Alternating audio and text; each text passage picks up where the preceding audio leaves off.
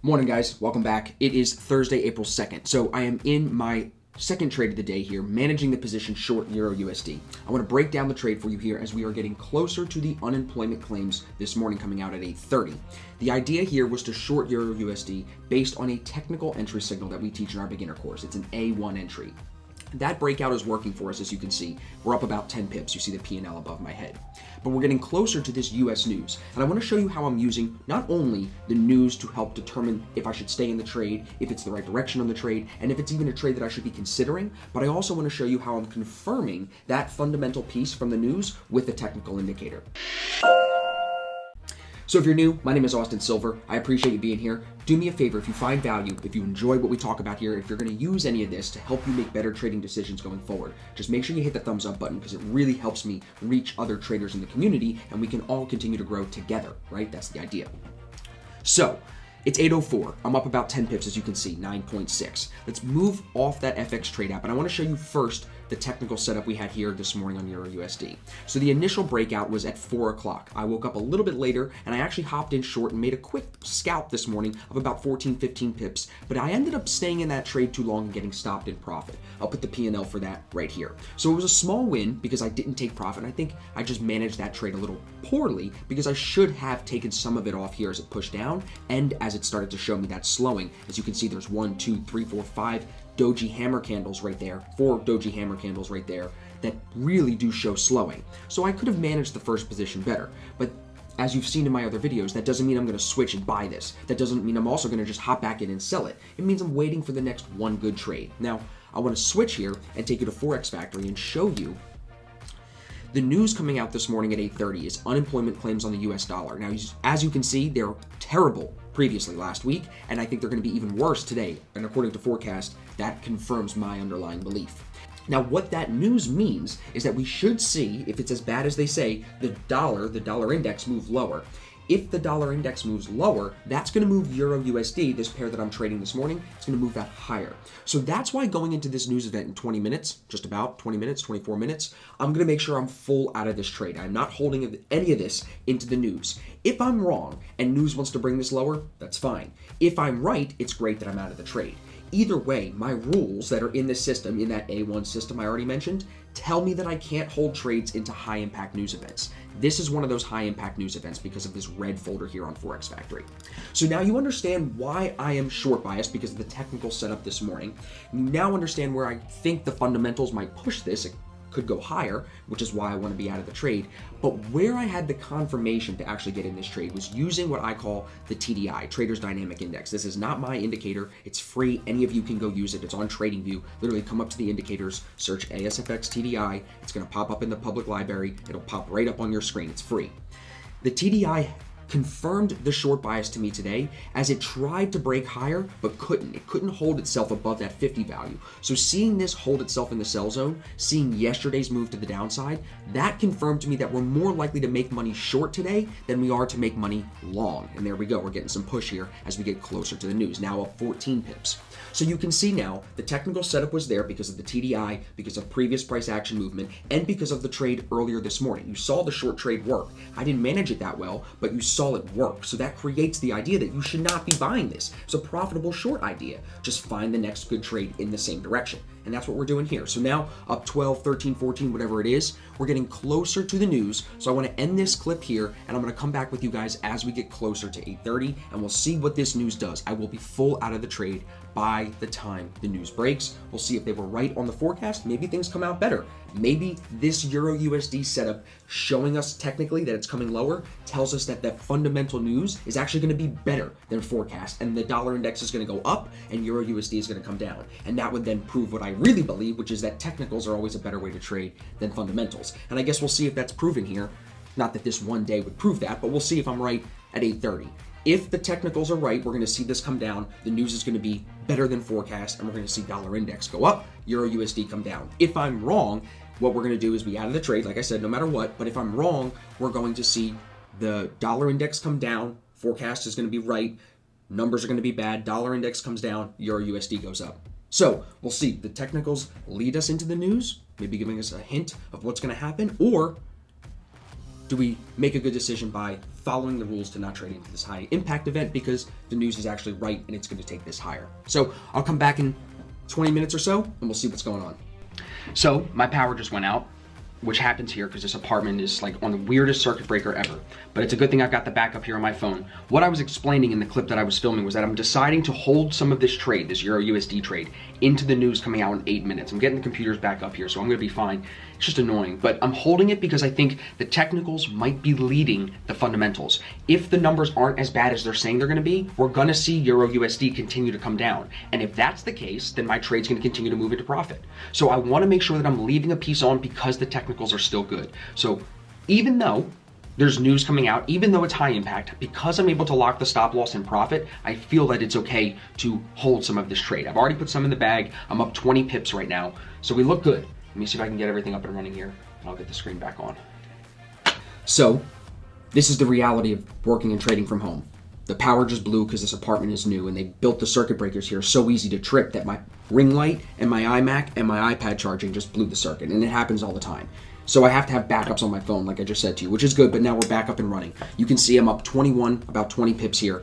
I did close 50% of the position as it pushed lower. My stop is locked in profit, and my thought process here, I want to just explain it clearly, because I know I flustered a little bit, probably said it in a couple different clips here, but the thought process here is we have this news coming out in 5 minutes. It's, if you look at Forex Factory, trade balance news on CAD and unemployment claims on the dollar. I just got something on Twitter, I can pull it up in the group chat here, that said the unemployment claims, right here, Walter Bloomberg tweeted, and he's like a news source on Twitter, U.S. jobs claims due at 8:30, seen 3.1 million for the week. 3.1 million is lower than the forecast of 3.6 million. If that's the case, if it's lower, it's going to be good news for the dollar. The dollar is going to be happy that it's not as bad as they forecasted, and that's going to push Euro USD lower in the next 4, 5, 6, 7, 8 minutes as the news breaks. But does that mean that I'm 100% right? No. So that's why I have my stop loss locked in profit. All right, so now we're good. Now you guys understand why I'm holding a piece of this into the news. I hope that now you understand why I took the trade from the beginning. I want to explain to you just again on the 1 minute, half the risk was put on here as the 15-minute candle formation was building. The A1 entry, they're solid formations that are confirmed with the TDI and price action. It's indicators and price action. It's not one or the other. So as that candle is forming, because of expectancy, I've been doing this for so long, I know it should be bearish. If it's not, get me out. So the stop can be very tight. You can see the entry at first was 109.28. My stop there was 109.32. It was very, very close, which is what I wanted.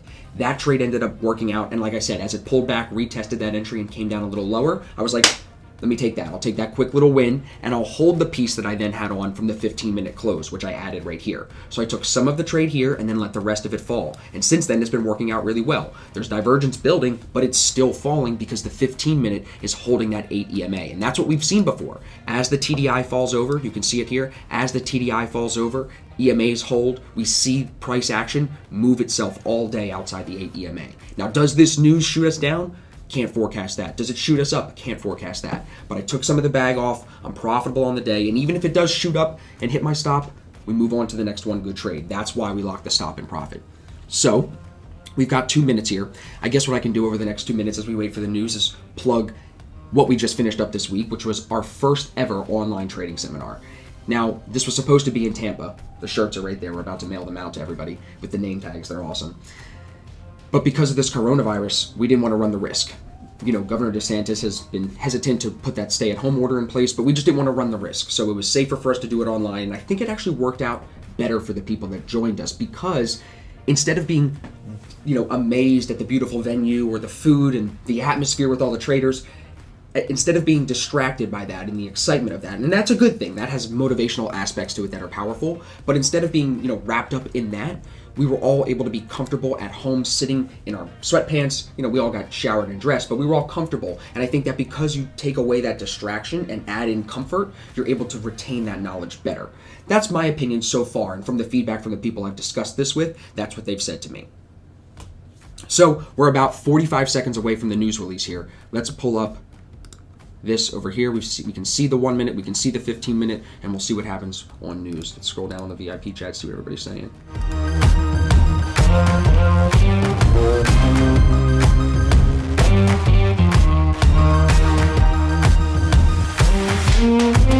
All right, guys, it's 8:30. Here we go. You see I'm up 10 pips still.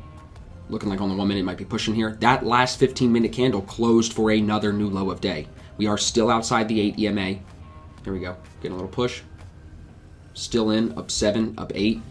This is what happens when news comes in. There's always this preemptive, like, oh, what's going to happen? It builds up, it builds up, it builds up, and then you see sometimes spreads open up, sometimes it wicks up and then ends up coming down. That's why I always like to make sure either I'm full out or at least have my stop locked in profit and some of the trade booked when these news events come in. But we're okay now. We're up 9, we're up 10. Let's look over at Forex Factory, see what the numbers are. See if I was right. Worse than forecast. 6.6 million. Wow. Jake just said, I literally just said that right out loud. Jake, if you're watching this, that's so funny.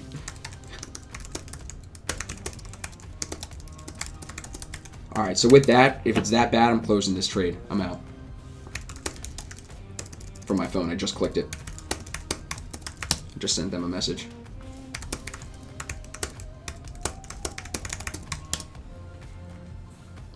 So Eleanor wants me to go over, great trading, everybody.